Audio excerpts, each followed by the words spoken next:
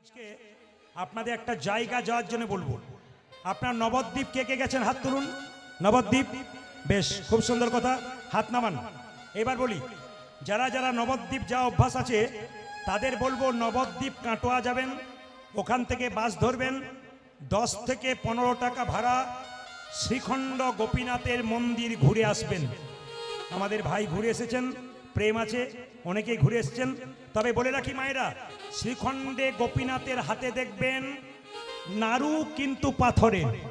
আপনারা এখানে ভগবান দেখতে পাচ্ছেন মন্দিরে, ভগবানের হাতে কিন্তু আসল নাড়ু থাকে, ওখানে গোপীনাথের হাতে গিয়ে দেখবেন পাথরের নাড়ু। শুধু পাথরের নয়, অর্ধেকটা পাথরের নাড়ু। এই নাড়ু অর্ধেকটা পাথরে হলো কেন? এই যে কীর্তনে আমাকে মালা পরানো হলো মায়েরা, এই মালা তিলক দেওয়ার রীতি প্রথম কে চালু করেছিল? শ্রীবাসঙ্গনে প্রথম দিয়েছিল কে? ভক্ত রঘুনন্দন। এই জন্য আজকে লীলার নাম ভক্ত রঘুনন্দন। ছোট করে শ্রবণ করবেন। এই যে বাতাসা প্রসাদ আপনারা দেখতে পাচ্ছেন, আমি দেবুকে বলবো কীর্তনের শেষে 2-4 কেজি 10 কেজি বাতাসা এখানে আনবে। আপনাদের বলে দিয়ে যাই, লীলাটি শুরু করবার আগে, রঘুনন্দনের জন্ম হয়েছিল বৃহস্পতিবার। জোরে বলুন, কিবার বললাম? সেই দিন একটা দেবীর পুজো ছিল, তার নাম হচ্ছে সরস্বতী পুজো। তো সেই দিন কিন্তু জন্ম নিয়েছিল কে? রঘুনন্দন। মায়েরা, রঘুনন্দন 5 বছর বয়সে গোপীনাথকে নাড়ু খাওয়াবে। এই নাড়ু প্রসাদ কীর্তনের শেষে আপনারা কাপড়ের কোণে বেঁধে নিয়ে যাবেন। মায়েরা কাপড়ে কোণে, দাদারা পকেটে নিয়ে যাবেন, বাড়িতে কৌটোর মধ্যে যত্ন করে রাখবেন। লাভ কি হবে? আগামীকাল কিন্তু বৃহস্পতিবার, কাল থেকে শুরু করতে পারবেন, সুযোগ আছে। আপনার বাড়ির বাচ্চা যদি খুব চঞ্চল হয়, পড়াশুনোতে মাথা নাই, আপনি ভালো করে বিবেচনা করবেন, রঘুনন্দন লীলা পড়বেন। যদি এই বাতাসা প্রসাদটি স্নান করে তুলসী মন্দিরে বসে একটা তুলসী পাতা দিয়ে জয় গোপীনাথ বলে ছেলের মুখে যদি 3 বার দিতে পারেন, 1 বছর দেবেন প্রতি বৃহস্পতিবার, ছেলে কৃষ্ণ ভক্ত হবে, তার সঙ্গে বিদ্যান পর্যন্ত হবে। 1, 2, যদি আপনার বাড়িতে কোনো ব্যক্তি অসুস্থ অবস্থায় আছে, অনেক দিন দেখাচ্ছে রোগ ভালো হচ্ছে না, এটা খেলে যে রোগ ভালো হবে তা নয়, কিন্তু একটা কাজ হবে, দীর্ঘদিনের রোগের অনেক কষ্টের উপশম পাবেন যদি বাতাসা প্রসাদটা জয় গোপীনাথ বলে তুলসী পাতা দিয়ে তার মুখে একবার দেওয়া যায়। 2, 3 নম্বর, যদি বাড়িতে কারো অশান্তি থাকে, একবার সহজ পদ্ধতি বলে দিই। এই বাতাসাটি তুলসী মঞ্চে দিয়ে তুলসী গাছের নিচে গুঁড়ি করে ভেঙে দেবেন। দিয়ে কি করবেন মায়েরা? প্রতিদিন 1 ঘটি জল তুলসী মন্দিরে দেবেন, 4 বার পরিক্রমা করবেন। বাড়ির সবাই শান্তি ডাকতে হবে না, শান্তি আপনা আপনি আপনার বাড়ি আসবে। প্রশ্ন করবেন, প্রদীপ বাবু, একটি বাতাসা হয়তো বা পেলাম, এতে সারা বছর চলবে কি করে? বুদ্ধি দিয়ে যায়। আপনি বাড়ি নিয়ে যাবেন বাতাসাটা, কালকে আপনি বিকালে হরির লুট দেবেন, নিয়ে 1 কেজি বাতাসা কিনে হরির লুট দিয়ে এই বাতাসাটি তার মধ্যে ভরে দেবেন। ব্যাস, প্রতি বৃহস্পতিবার সেই বাতাসা বাচ্চাকে দেবেন, বাড়ির সবাইকে দেবেন, দেখবেন কৃষ্ণ ভক্তির উদয় হবে। লীলাটি শুরু করবার আগে আবার একবার বলতে চাই, প্রসাদ আপনারা সবাই পাবেন সন্তানের মঙ্গল, সংসারের মঙ্গলের জন্য। এই প্রসাদটির খুব দাম, এটার জন্যে মানুষ শ্রীখণ্ডে যায়, কিন্তু লীলার মাধ্যমে দিয়ে যদি প্রসাদ পেয়ে যায়, এর কিন্তু অতি উত্তম ফল হয়। তাই যারা মায়েরা সন্তানের মঙ্গল চান, দিনের পর দিন মন্দিরে বসে বসে সন্তানের মঙ্গলের জন্য কাঁদেন, আজকে এই প্রসাদটা নিয়ে ভক্তি ভরে ছেলেকে দিন, দেখুন আপনার ফল ফলে কিনা। জোরে বলুন রাধে রাধে রাধে রাধে। প্রথমে গল্পটি শুনবেন। বর্ধমান জেলা শ্রীখণ্ড গ্রামের 2 ভাই, বড় ভাইয়ের নাম মুকুন্দ সরকার, ছোট ভাইয়ের নাম নরহরি সরকার। কি বললাম মায়েরা? বড় ভাইয়ের নাম কি? মুকুন্দ সরকার। ছোট ভাইয়ের নাম কি? নরহরি সরকার। হরে কৃষ্ণ। আস্তে। বড় ভাই কবিরাজি চিকিৎসা করে, আর ছোট ভাই তার সঙ্গে কম্পাউন্ডারি করে। একদিন ছোট ভাই বড় ভাই কি বলছে, দাদা, বলে কি সেবাসঙ্গনে মহাপ্রভুকে দেখতে গেলে হয় না? দাদা তখন বললো, বোকার মতো কথা বলিস না। বলে কেন? এখন যেমন একটু রাস্তা যেতে গেলে টোটো অটো ধরেন, সাইকেল মোটর সাইকেলে যান, তখন রাস্তার পর রাস্তা মানুষ চলে যেত, কোনো গাড়ি ঘোড়া পেত না, হেঁটে হেঁটেই চলে যেত। ছোট ভাই বলছে, দাদা হেঁটে হেঁটে সেবাসঙ্গনে মহাপ্রভু কিভাবে পেতে যাব? বড় ভাই বলছে, শোন, পা ফুলে যাবে, যেতে পারবি না। ছোট ভাই বলছে, দাদা সাধুগুরু বৈষ্ণবের মুখে শুনেছি যে হরিনাম করতে করতে রাস্তা দিয়ে যায় তার রাস্তা অনেক খাটো হয়ে যায়। চলো না দাদা, তুমি আগে আগে যাবে, আমি পেছন পেছন যাব। কি জন্যে? বললাম তো, মহাপ্রভুর আশীর্বাদ নেব, কৃপা নেব, মহাপ্রভুকে দেখব। দু ভাই মিলে চললো কোথায় মা? শ্রীবাস অঙ্গনে মহাপ্রভুকে দেখবার জন্যে। জোরে বলুন। বড় ভাইয়ের নাম কি? মুকুন্দ সরকার। ছোট ভাইয়ের নাম কি? নরহরি সরকার। যাচ্ছে তালি বাজাতে বাজাতে কোথায়? শ্রীবাস অঙ্গনে। আগে যাচ্ছে মুকুন্দ, পেছনে নরহরি। কৃষ্ণ কেশব কৃষ্ণ কেশব কৃষ্ণ কেশব তাই নাম, রাম রাঘব রাম রাঘব রাম রাঘব রক্ষণ। হরে কৃষ্ণ কৃষ্ণ কৃষ্ণ হরে হরে, হরে রাম রাম রাম হরে হরে। শুধু কীর্তন শুনলে হবে না, বলে নিতে হয়। বলার সুযোগ যদি কেউ না পায়, এই জন্য বলে নিতে হয়। মুসলিম সমাজে দেখবেন নামাজ পড়ে, কোন জায়গায় পড়ে? মসজিদ যাওয়ার আগে কোনো মুসলিম ভাই রাস্তাতেই নামাজ পড়ে দেয়। জিজ্ঞেস করি, ভাই নামাজ এখানে পড়ছো কেন? বাড়িতে গেলে পড়লে হয় না? বলে নাম আজ, নাম এই মুহূর্তে। বলা তো যায় না, নিঃশ্বাসের বিশ্বাস নাই। তাই আপনারা যখন সবাই মিলে যাচ্ছে, দু ভাই মিলে আপনারা সবাই চলুন তালি দিতে দিতে এবং হরিনাম করতে করতে, আপনাদেরও ওদের সঙ্গে মহাপ্রভুর কৃপা হয়ে যাবে। চলুন। কৃষ্ণ কেশব কৃষ্ণ কেশব কৃষ্ণ কেশব রাম রাঘব রাম রাঘব রাম রাঘব রক্ষণ। হরে হরে কৃষ্ণ কৃষ্ণ কৃষ্ণ হরে হরে, হরে রাম রাম রাম হরে হরে। কৃষ্ণ কেশব কৃষ্ণ কেশব কৃষ্ণ কেশব রাম রাঘব রাম রাঘব রাম রাঘব রক্ষণ। হরি বল। হরে কৃষ্ণ কৃষ্ণ কৃষ্ণ হরে হরে, হরে রাম রাম রাম হরে হরে। কৃষ্ণ কেশব কৃষ্ণ কেশব কৃষ্ণ কেশব তাহি রাম, রাম রাঘব রাম রাঘব রাম রাঘব রক্ষণ। হরি বল। হরে কৃষ্ণ কৃষ্ণ কৃষ্ণ হরে হরে, হরে রাম রাম রাম হরে হরে। হরে হরে কৃষ্ণ কৃষ্ণ কৃষ্ণ হরে হরে, হরে রাম রাম রাম হরে হরে। কৃষ্ণ হরে কৃষ্ণ কৃষ্ণ কৃষ্ণ হরে হরে, হরে রাম রাম রাম কৃষ্ণ হে রে হরি হরি বল।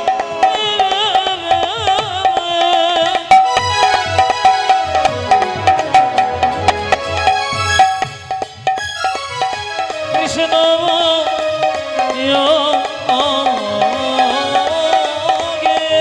হাততালি দিয়ে প্রেম সে ভক্তি করে।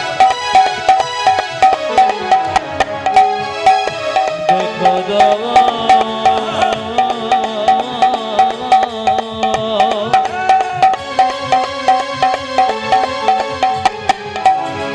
কৃষ্ণ কৃষ্ণ হে কৃষ্ণ মোহে, কৃষ্ণ হে কৃষ্ণ মোহে, কৃষ্ণ হে। কৃষ্ণ মোহে। যে গাছে ফল ধরে সেই গাছের ডালটা নিচের দিকে যায় না উপর দিকে যায়? জোরে বলুন। দেখুন একজন বলছে উপর দিকে যায়। এই দিয়ে তাকাবেন। যে গাছে ফল ধরে সেই গাছের ডালটা নিচের দিকে না উপর দিকে? জোরে বলুন। বেশ। যারা আস্তে, যারা ভক্ত হয় তাদের ভাবটি কেমন হয়? এই রকম না এই রকম? আস্তে। ভক্তের ভাবটি কেমন হয়? এই রকমও হয়, এই রকমও হয়।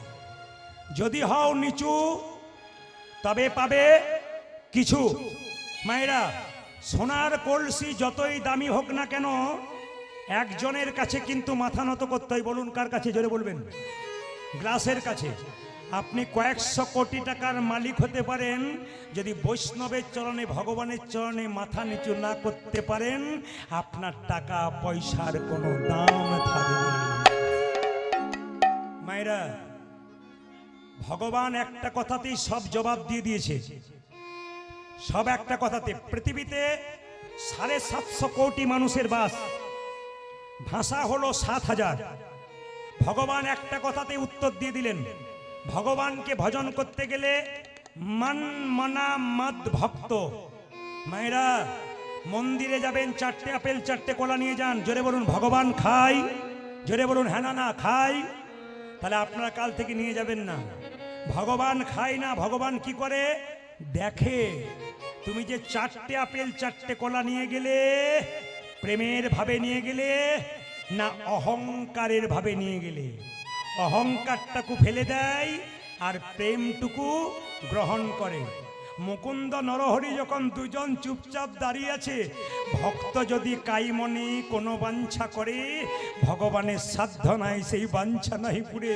মহাপ্রভু শিবাসকে বলল, শিবাস দু ভাই আমাকে দেখবার জন্য এসেছে, ভক্ত যদি বারবার আমার দেখার ইচ্ছা করে, আমি কি ভক্তকে না দেখা দিয়ে থাকতে পারি? ও শিবাস, চলো চলো, সুরধ্বনি তীর দিয়ে একবার আমরা চলে যাই নাম করতে করতে, ওরা দু ভাই আমাদের দর্শন করুক। মায়েরা, মনে মনে যদি সত্যি ভগবানকে পাবো বলেন, ভগবানকে পাবেন। মুকুন্দ সরকার নরহরি চুপচাপ বসে বসে ভাবছে, কখন প্রভু বেরিয়ে আসে একবার দেখবো।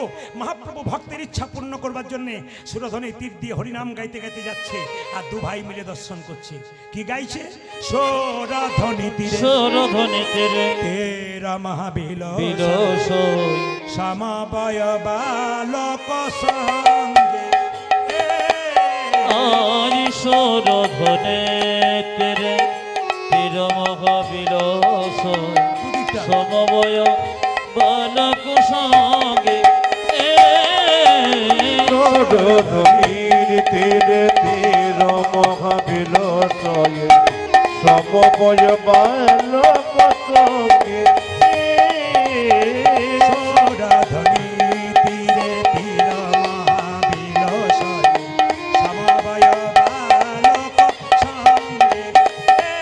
আজ সুরধ্বনি তীরে তীর মহাবিলস সমবয় বালক সঙ্গে।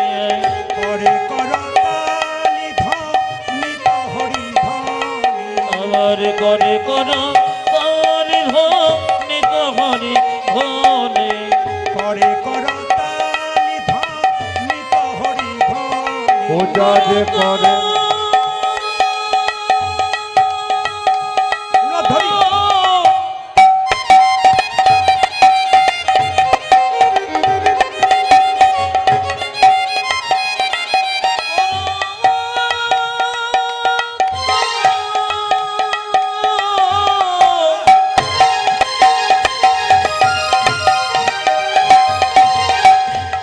করে কর তারি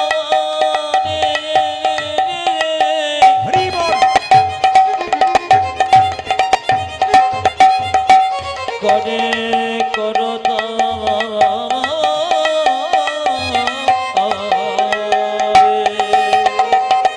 পূজা যে করে করতালি ধ্বনিত হরি মায়েরা, ধ্বনি।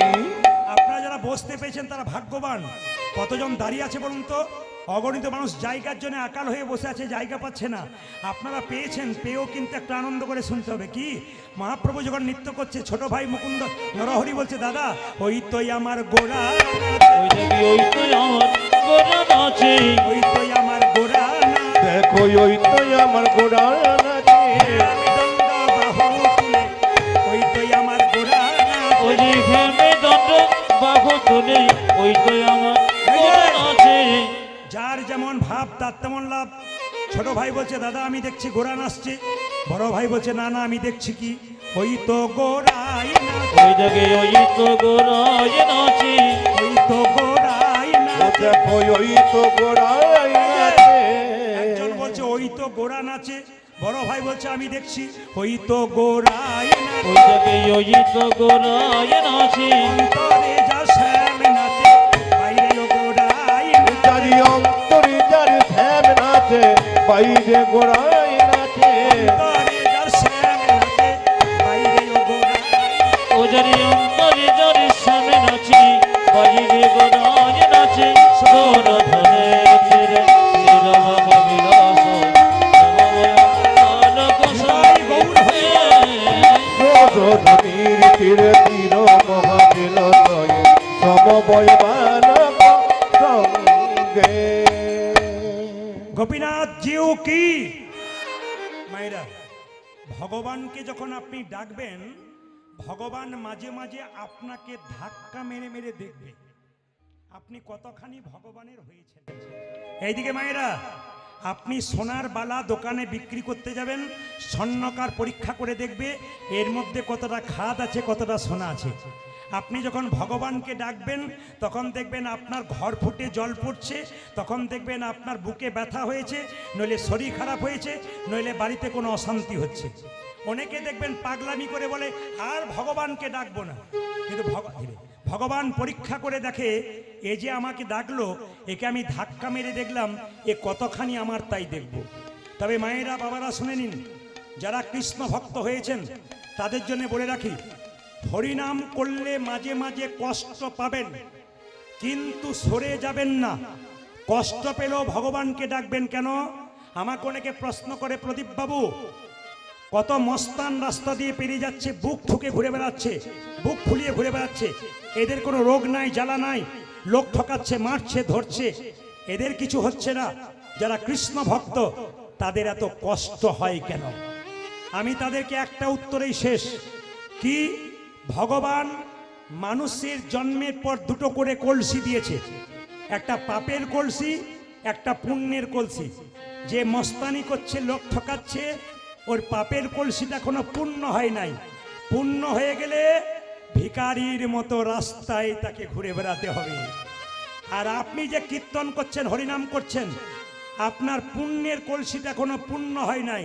যখনই পূর্ণ হয়ে যাবে, পরমানন্দ গোবিন্দের চরণ লাভ করে আনন্দময় জীবন যাপন করবে। এইবার সবাই লক্ষ্য করুন, দু ভাই দাঁড়িয়ে আছে, তাকাবেন, দু ভাই দাঁড়িয়ে আছে।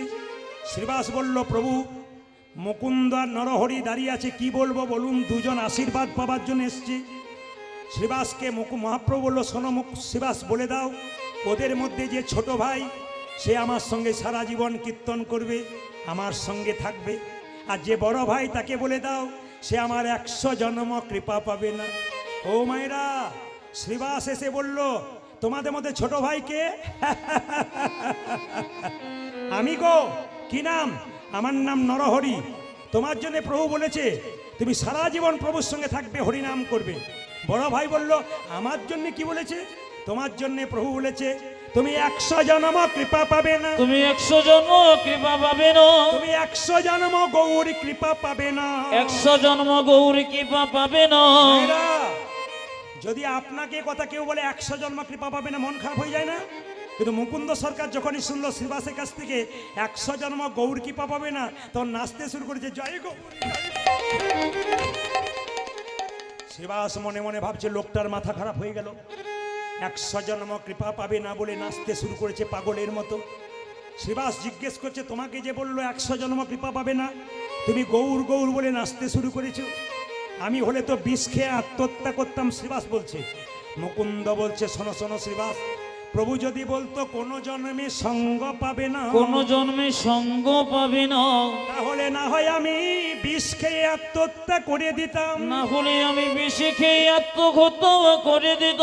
প্রভু বলেছে 100 জন্ম কৃপা পাবো না, কৃপা পাবো না, 100 জন্ম না হয় গৌর গৌর বলে কেঁদে বেড়াবো, আমি কেঁদে বেড়াবো। যখন 100 জন্ম পেরিয়ে যাবে, পেরিয়ে যাবে 101 জন্মে প্রভুর সঙ্গ আমি 101 জন্মে প্রভু সঙ্গ পাবো, 1 জন্মে প্রভুর সঙ্গ পাবো, একই জন্মে প্রভুর সঙ্গ পাবো, 100 জন্ম কেঁদে বেড়াবো, 1 জন্মে প্রভুর সঙ্গ পাবো, আমি 100 জন্ম কেঁদে বেড়াবো, 101 জন্মে প্রভুর সঙ্গ পাবো, আমি 100 জন্মকে নেবে না, 101 জন্মে প্রভু সঙ্গ পাবো, 100 জন্মকে নেবে না, 101 জন্মে প্রভু সঙ্গ পাবো, একই জন্মে প্রভুর সঙ্গ পাবো। বাবা 3 ঘন্টার কীর্তন শুনতে সে কতজনের হাঁটু ব্যথা হয়, কতজনের কোমর ব্যথা হয়, ধৈর্যচ্যুত হয়। এরা বসে বসে আজকে শিখে নিক।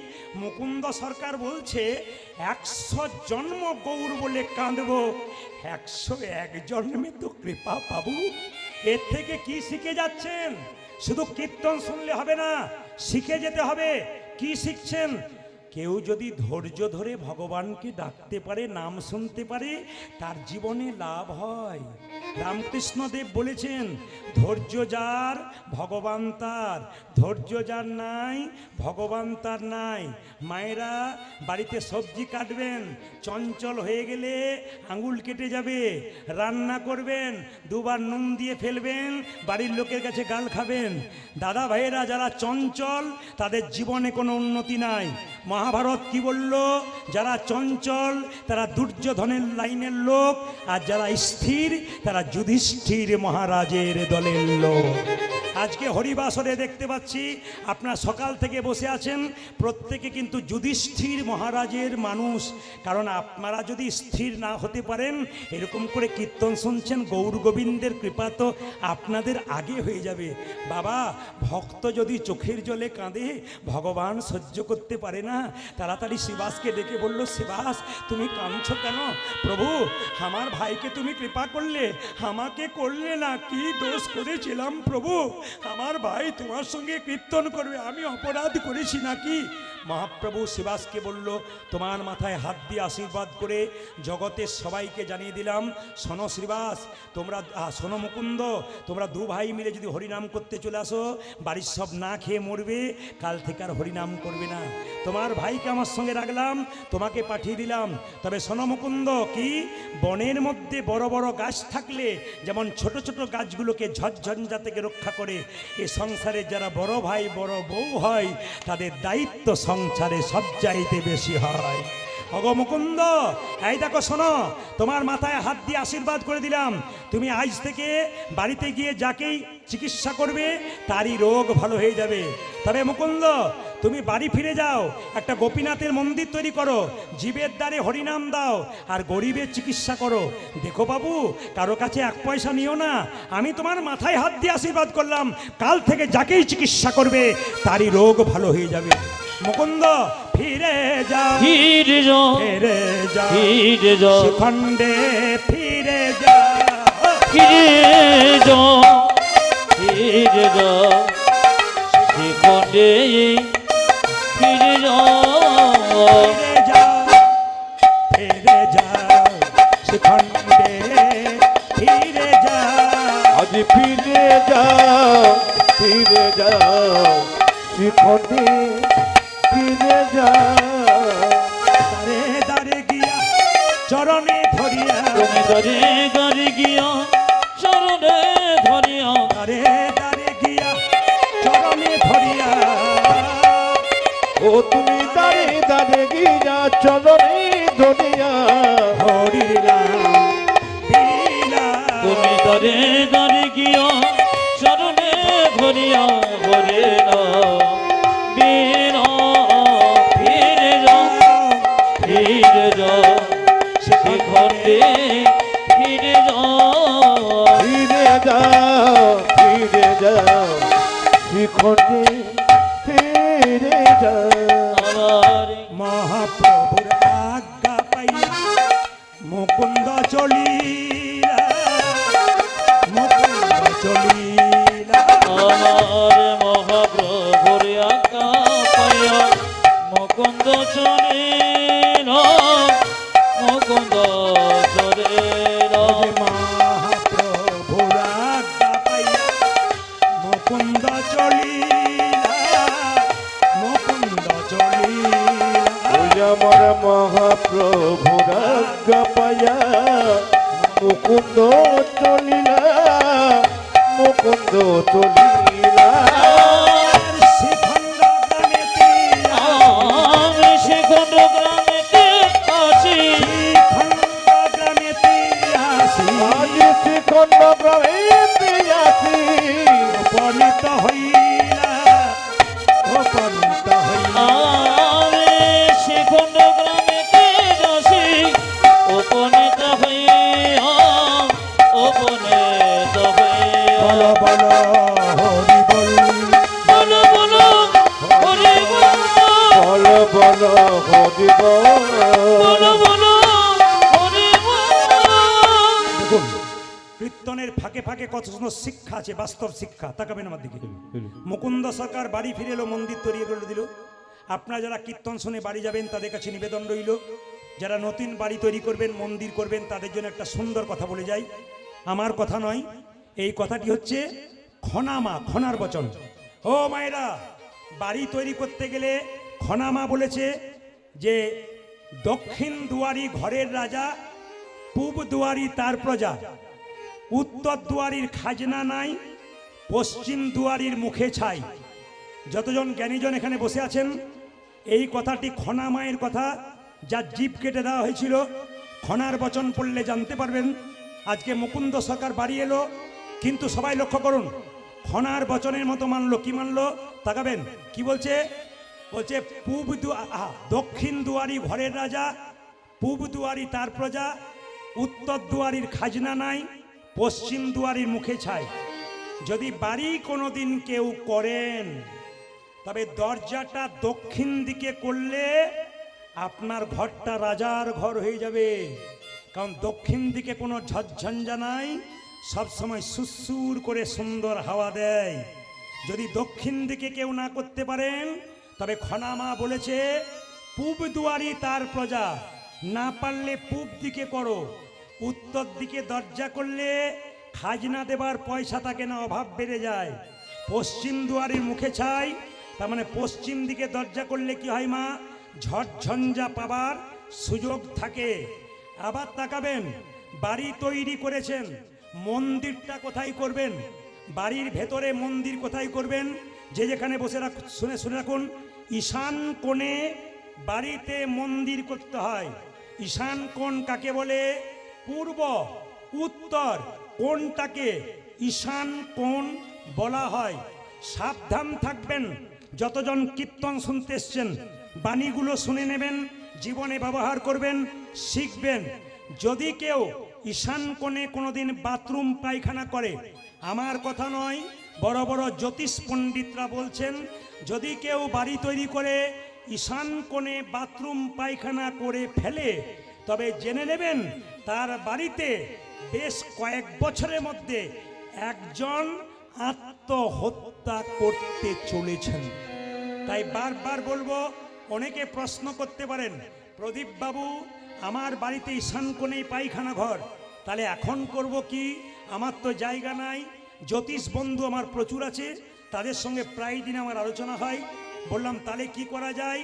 বললেন জ্যোতিষ শাস্ত্র বলেছে, যদি বাথরুম পায়খানা বাই চান্স আপনার ঈশান কোণে হয়, তবে আপনি এক বাটি লবণ দোকান থেকে কিনে এনে, টাটকা লবণ, ঈশান কোণে বাথরুমের কোনো এক জায়গায় রেখে দেবেন। প্রতি মাসে মাসে একবার করে পরিবর্তন করে নেবেন। আপনি যে রান্না করবেন, রান্নাঘরটা কোন ঘরে হবে? অগ্নিকোণ, পূর্ব দিকে মুখ করে রান্না করবেন। যখন বাড়িতে শোবেন, জ্যোতিষশাস্ত্র বলল দক্ষিণ দিকে মাথা করে শুতে হয়, উত্তর দিকে পা করে শুতে হয়। উত্তর দিকে মাথা করে শুতে নেই কেন? তাকাবেন, আমাদের পূর্বপুরুষ যারা মারা গেছে, তারা জমের দুয়ার হচ্ছে দক্ষিণ দুয়ার। তাই সব সময় পূর্বপুরুষরা দক্ষিণ দিকেই থাকেন। দক্ষিণ দিকে পা করে শুলে পূর্বপুরুষদেরকে অপমান করা হয়। দক্ষিণ দিকে পেছন করে কেউ বাথরুম বসলে পূর্বপুরুষকে অপমান করা হয়। এই জন্য মাথায় রাখবেন, এক দক্ষিণ দিকে মাথা করতে পারেন, এক পূব দিকে মাথা করতে পারেন, উত্তর দিকে মাথা নয়। হিসাব বলে দিলাম, মুকুন্দ সরকার একটা গোপীনাথের মন্দির তৈরি করলো, যাকে চিকিৎসা করছে তারই রোগ ভালো হলো। সেই সময় বাংলার একজন নবাব ছিল মালদাতে। যদি কেউ যান মালদা, আমি প্রতিনিয়ত মালদাতে গান করি। মালদার গৌর বলে একটা জায়গা আছে, ওখানে একজন নবাব ছিল মুসলমান, তার নাম হুসেন শাহ। তার পেটে একবার যন্ত্রণা হলো, একজন বলল, নবাব তোমার পেটের যন্ত্রণা কেউ ভালো করতে পারলো না, একজন ভালো করতে পারবে। বলে কে পারবে? শ্রীখণ্ডে যদি মুকুন্দ কবিরাজের বাড়ি যেতে পারো, তবে শর্ত আছে। কি? গরিবের চিকিৎসা করে, বড় লোকের করে না। নবাব বললো, তাহলে আমি কি করে যাব? তুমি হুসেন ফকির সেজে যাও, তোমাকে যেন কেউ চিনতে না পারে। এত বড় বাংলার নবাব হুসেন ফকির সেজে শ্রীখণ্ডে এলো, এসে জিজ্ঞেস করছে, ও ভাই মুকুন্দ সরকারের বাড়ি কোনটা? ওই যে মন্দিরটা দেখতে পাচ্ছ, দিচ্ছ ওটাকে লক্ষ্য করে চলে যাও। এ ভাই, মুকুন্দ সরকারের বাড়ি কোনটা? সোজা চলে যাও, দেখবে প্রচুর লোক লাইন দিয়ে দাঁড়িয়ে আছে, চিকিৎসা করাচ্ছে। ও ভাই, মুকুন্দ সরকারের বাড়ি কোনটা? আর একজন বলছে না না, যত এগিয়ে যাবে খোল করতালের শব্দ পাবে, ওটা মুকুন্দ সরকারের বাড়ি। মায়েরা, এত বড় বাংলার নবাব হোসেন শাহ ফকির সেজে কেউ যেন চিনতে না পারে এরকম করে দাঁড়িয়ে আছে। সবাইকে বলল, বাবা আমাকে একটু জায়গা করে দাও, আমি ফকির মানুষ, আমার পেটে বড় যন্ত্রণা। সবার মায়া হলো, সামনে দাঁড় করিয়ে দিল। মুকুন্দ সরকার তখন তুলসী পত্র দিয়ে গোবিন্দের চরণ সেবা করছে। যে যেখানে বসে আছেন মন দিয়ে শুনে নিন, একবারে দামি কথা। অ্যাপেলো, চেন্নাই, ব্যাঙ্গালোর, ভেলোর ডাক্তার দেখাতে যান, প্রদীপ পালের কথাটা মিলিয়ে নেবেন। ডাক্তারবাবু টেবিলের দিকে তাকাবেন, কৃষ্ণের ছবি। যে জাতির ডাক্তার সেই জাতির ভগবানকে তারা ভজনা করে। আমি একবার গিয়েছিলাম, একজন ডাক্তারকে দেখাচ্ছিলাম, উনি দেখলাম টেবিলে কৃষ্ণের ছবি রেখেছেন, অথচ সব চাইতে বড় ইউরোলজি 201টা ইউরোলজি চেন্নাই হসপিটালে, তার মধ্যে 1 নম্বর জায়গায় ফরেন কান্ট্রি থেকে পাস করে এসেছে, আমেরিকা থেকে পাস করে এসেছে। সেই ব্যক্তি চিকিৎসা করবার আগে কৃষ্ণের চরণে তুলসী পত্র দিয়ে চিকিৎসা করছে। লজ্জা লাগা উচিত আমাদের। একটু MA পাস করে হাত তুলতে লজ্জা করে, ঘৃণা হওয়া দরকার। শিখে নিন ওদের কাছ থেকে, ওরা কি করলেন আর আমরা কি করলাম। অনুকূল ঠাকুর এত বড় হলো কেন?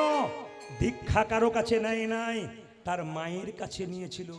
স্যার আইজ্যাক নিউটন এত বড় বিজ্ঞানী, ভগবান বিশ্বাস করেছিল। আইনস্টাইন বিখ্যাত বিজ্ঞানী, জীবনে আমিষ খায় নাই, চিরকাল নিরামিষ খেয়েছে।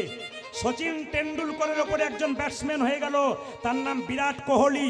যারা পড়াশুনো করছেন দেখছেন তারা দেখে নেবেন, বিরাট কোহলি এবং অনুষ্কা স্বামী স্ত্রী দুজনে মিলে নিরামিষ খায়। অনেকে বলে নিরামিষ খেলে দুর্বল হয়ে যাবে, ওদের কাছে শিখে নিন, নিরামিষ খেয়েও পৃথিবীর 1 নম্বর ব্যাটসম্যান হয়ে গেল, যার হাতের জোরে বারবার 6 মারতে পারে। ভুল সিদ্ধান্ত নেবেন না, ঠিক সিদ্ধান্ত নেবেন। কেন? নিরামিষ খাবার জন্য শরীরটা তৈরি হয়েছে, আমিষ খাবার জন্য নয়। যে যত খায়, যে যত ভোগী সে তত রোগী, আর যে যত ত্যাগী সে তত নিরোগী। মায়েরা, নবাব হোসেন শাহ যেই না দাঁড়িয়ে আছে, মুকুন্দ সরকার গাইছে আর নবাব শুনছে। আহ, কি সুন্দর গাইছো, মুকুন্দ গাইছে। ওগো প্রভু, আমি তোমাকে সোনার মন্দির তৈরি করে দিতে পারলাম না, মন মন্দিরে রাখবো। নবাব শুনছে আর মুকুন্দ গাইছে, আমার মন মন্দিরে তুমি মদন মোহন দাঁড়াবে গো আসি ডাকিয়া। তুই আমার মন মন্দিরে মদন মোহন দাঁড়াবে গো আসি ডাকিয়া।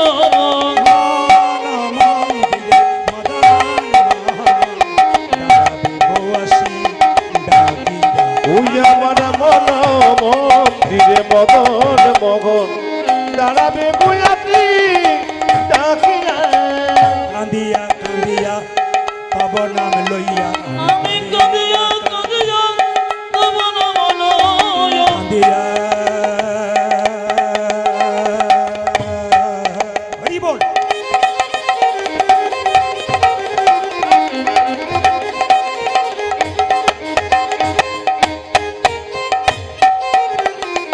হে প্রাণনা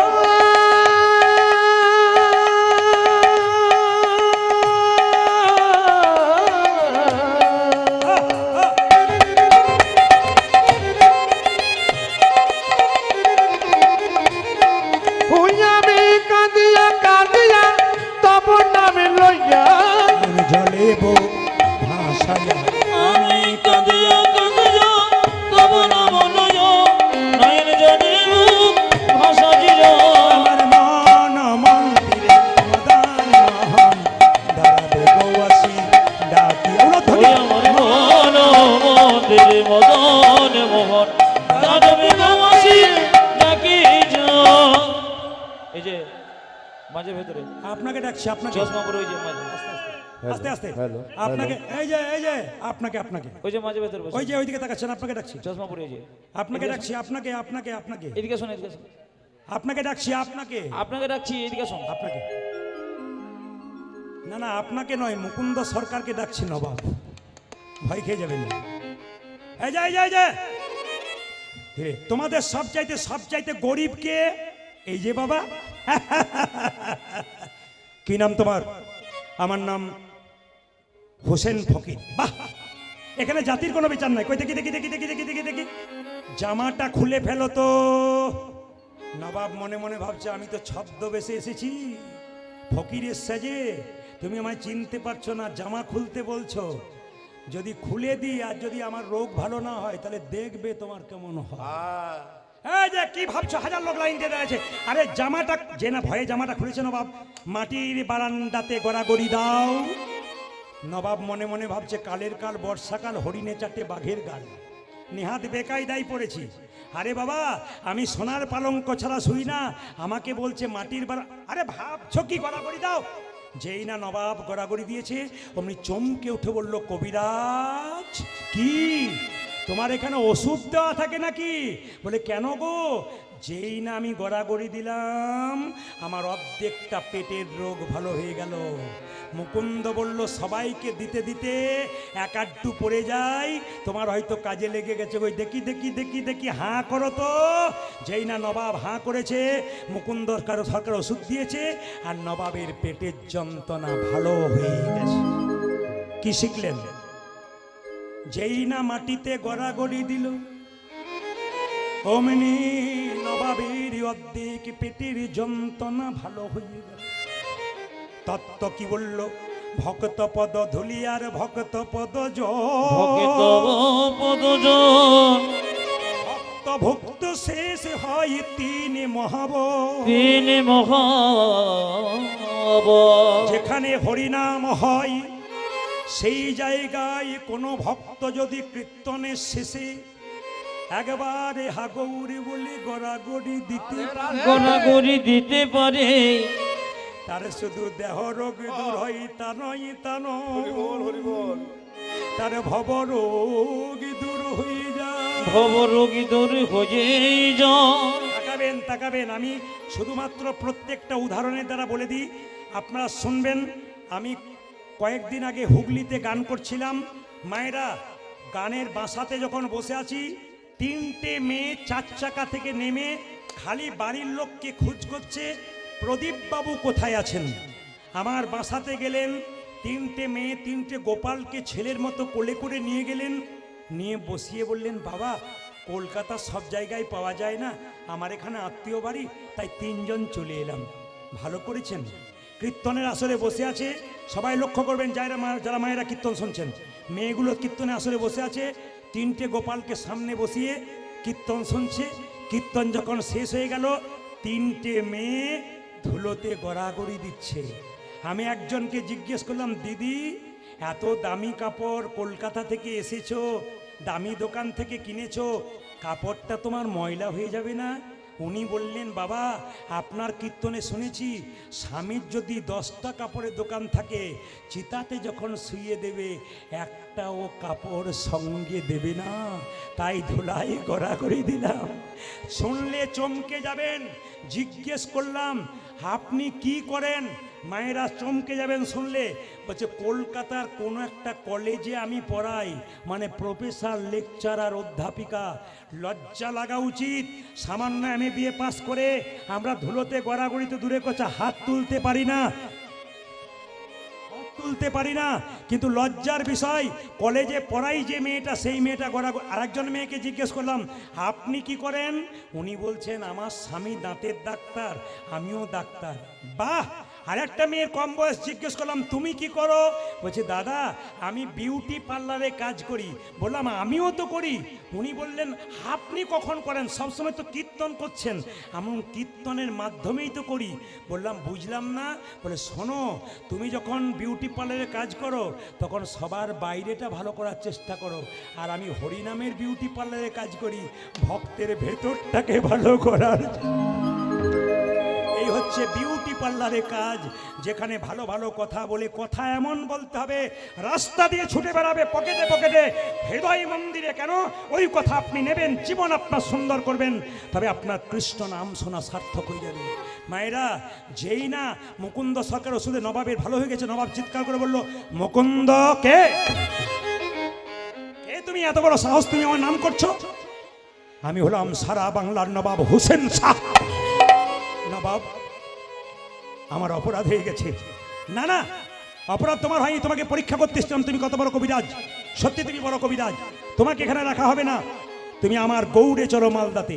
মায়েরা, রাত্রিবেলায় মহাপ্রভু মন্দিরে মুকুন্দ বলছি, প্রভু বলে দাও, তুমি তো বলেছিলে গরিবের বাড়িতে হরিনামে দিতে, তুমি তো বলেছিলে গরিবের চিকিৎসা করতে, তুমি তো আমাকে মুসলমানের বাড়ি যেতে বলনি, আমি কি করব? সঙ্গে সঙ্গে ভগবান মহাপ্রভু আকাশবাণী করে বললেন, মুকুন্দ, ঈশ্বর যা করে তা, জোরে বলুন, মঙ্গল। আমি শুনতে চাই, জোরে বলবেন, ঈশ্বর যা করে তা। একটু জোরে বলুন, ঈশ্বর যা করে তা। এবার চুপ করুন, আমি যা বলবো এবার বলবেন।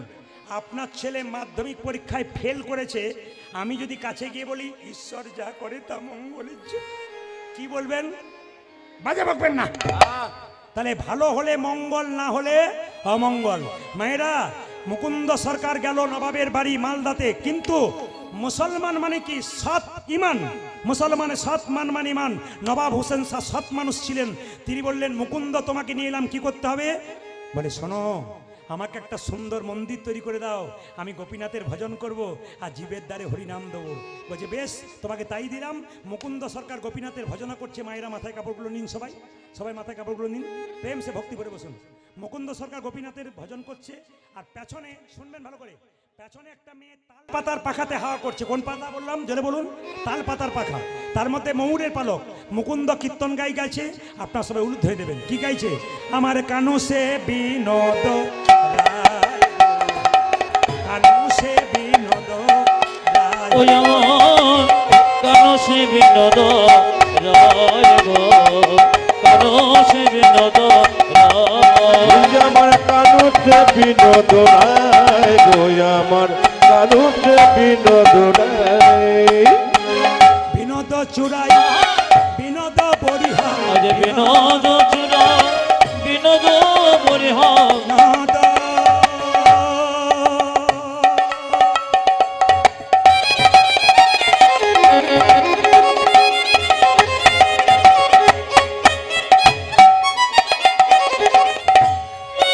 ও সেই বিনোদ চূড়া, বিনোদ বরিহা। বরিহা বিনোদ উড়িছে তাই গো, বিনোদ জুড়েছে গাওয়ায়। উজাজ কানুতে বিনোদ রায় গো, আমার কানুতে বিনোদ রায়। ওই আমার কানো সে বিনোদ রায় গো, কানো সে বিনোদ রায়। বিনোদ ললাটে বিনোদ তিলক, বিনোদ বিনোদ সাজে, আমার বিনোদ ললাটে বিনোদ তিলক, বিনোদ বিনোদ সজে। বিনোদ ললাটে বিনোদ তিলক, বিনোদ বিনোদ সাজে। উজাজ বিনোদ ললাটে বিনোদ তিলক, বিনোদ বিনোদ সাজে। বিনোদয় ধরে বিনোদ মুরলী, আমার বিনোদয় ধরে বিনোদ মুরলী। বিনোদয় ধরে বিনোদ মুরলী, উজাজ বিনোদ ধরে বিনোদ মুরলী। বিনোদ বিনোদ বাজে গো, বাজে বিনোদ বিনোদ বাজে, আমার কানো সে বিনোদ রায় গো, কানো সে বিনোদ তুই রায়। আমার কানুতে বিনোদ রায় গো, আমার কানুতে বিনোদ রায়।